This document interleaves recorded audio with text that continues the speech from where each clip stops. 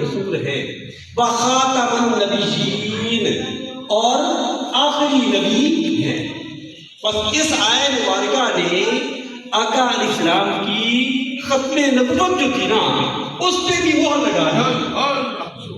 اور سرکار فرمایا کہ آنا والساعۃ کہاتین، میں اور قیامت ایسے ہیں، بے شک بے شک بے شک، میں اور قیامت ایسے ہیں جیسے ان دو انگلیوں کے درمیان کوئی اور دوسرا نہیں ہے، ایسے ہی میرے اور قیامت کے درمیان بھی کوئی نبی نہیں ہوگا۔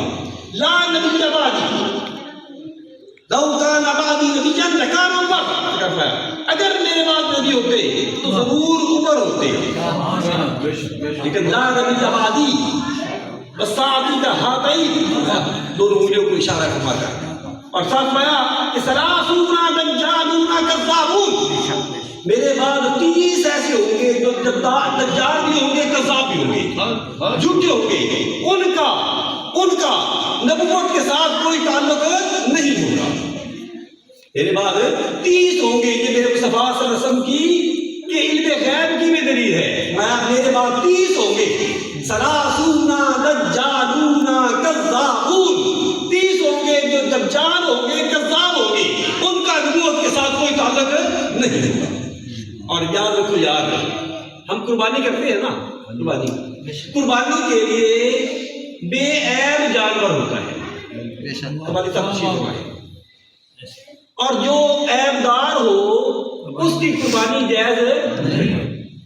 جب قربانی اگر کرنی ہو تو جانور بے عیب ہو تو قربانی ہوتی ہے، یا نبوت کے لیے نبی ہوتا ہی بے عیب ہے، خوبصورت ہوتا ہے، خوبصورت ہوتا ہے، بے عیب ہوتا ہے، کہ جڑا ہو بھی کہنا یار کہانی جانور دی اچھا بیٹھے جی بھائی بہت صاحب کہانی جانور وہ دی قربانی جائے گا نہیں تے کہنا لگا ہوتا اعلان کیتی بیٹھا ہے، لعنت۔ نمبر 1، دوسرا یاد رکھو، نبی کسی دا غلام نہیں ہوگا، نبی کسی دا غلام نہیں ہوگا، کیوں نہ نام ہی غلام احمد ہے، نبی غلام نہیں ہوگا، اس کا نام ہی غلام ہوگا۔ دیکھو کتنی بات عجیب ہے۔ دوسرا، نبی جنہیں بھی نبی آئے انہوں نے تشریف آوری تو پہلے کسی کا نام نہیں، عیسیٰ علیہ السلام آئے آپ کا نام پہلا عیسیٰ علیہ السلام ہے، موسیٰ آئے آپ کا نام موسیٰ علیہ السلام ہے، ادریس علیہ السلام آئے آپ کا نام پہلے ادریس، بعد میں لکھے گئے، لیکن نبی پاک صلی اللہ علیہ وسلم، میرے مصطفیٰ صلی اللہ علیہ وسلم محمد بھی نہیں، احمد بھی نہیں، ایک نے غلام جم دیا، دو وقت۔ تیسری بات ہے کہنا کلیا، نبی جتنے فوت ہوئے اتنے ان کی قبر بنائی جاتی ہے، جتنے فوت ہوئے اتنے ان کی قبر بنائی جاتی ہے، یہ لیٹرین میں بڑا ہے، چاہیے جاتا ہے نا گٹر دے وچ سٹا جائے، تین ہی چیزاں وہ نبوت کے خلاف نہیں ہیں۔ یار میں کہنا گدھا ہے نا، گدھا جنگ خیبر مال غنیمت اکٹھا ہوا، علامہ صاحب شیخ مانے علماء کرام، اس مال غنیمت دے وچ ایک گدھا آ گیا جس کا نام میرے مصطفیٰ نے یعقوب رکھا، آقا علیہ السلام کا گدھا ہوا ہے، سرکار صلی اللہ علیہ وسلم ادھر محبت فرمائی، سرکار نے پوچھا کہ سنا تو کون ہے جویں، انہیں عرض کی یا رسول اللہ ساری نسل وچ چلتی آ گئی نا سارے بہت ادار سارا کی سواری انبیاء نے کی، سارا کی سواری